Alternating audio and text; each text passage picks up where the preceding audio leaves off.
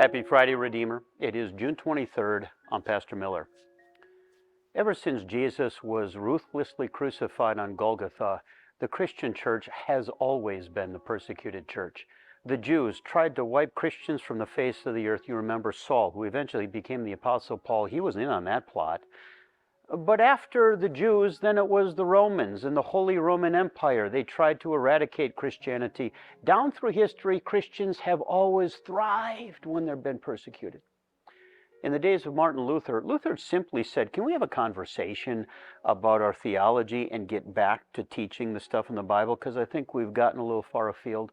Emperor Charles V, who was in charge of both the church and the state in those days, said, I am going to marshal my kingdoms, my dominions, my friends, my foes, my body, my blood, my soul, all against Luther to get rid of him and all of his adherents and followers. Persecution against Christians is not just the stuff of history books, though. It's going on today. It's going on in foreign countries where Christians are being arrested and imprisoned. It's going on in a lot of places throughout the world in which Christians are being beheaded and killed in a variety of different ways. It's going on in our own country, too.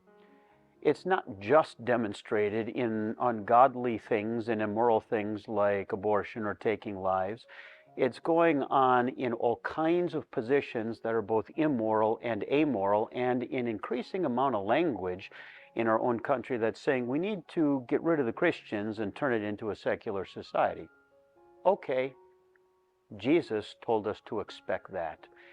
This is going to be a point of emphasis in our worship this week, in which the Bible clearly says, in which Jesus clearly says, if you want to be my follower, persecution is something that you should expect. Do not be afraid of that, Jesus said.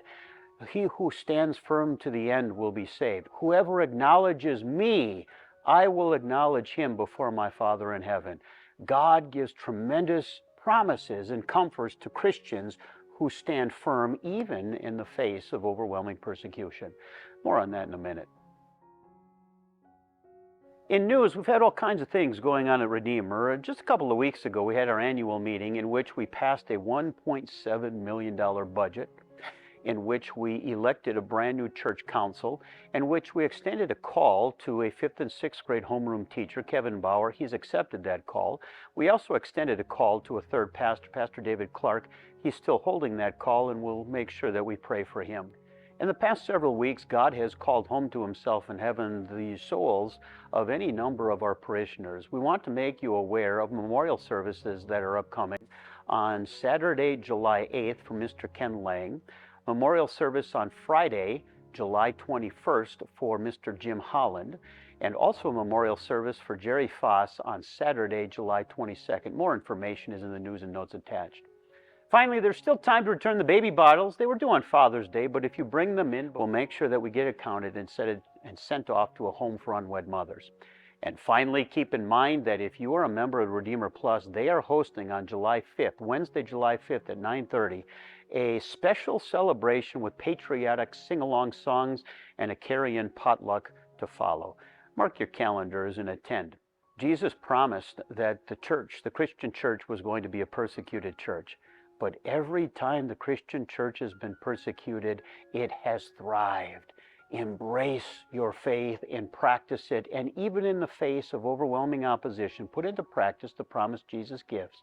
Whoever stands firm to the end will be saved. I look forward to worshiping with you this week, and I'm Pastor Miller, and that is your Ministry Minute.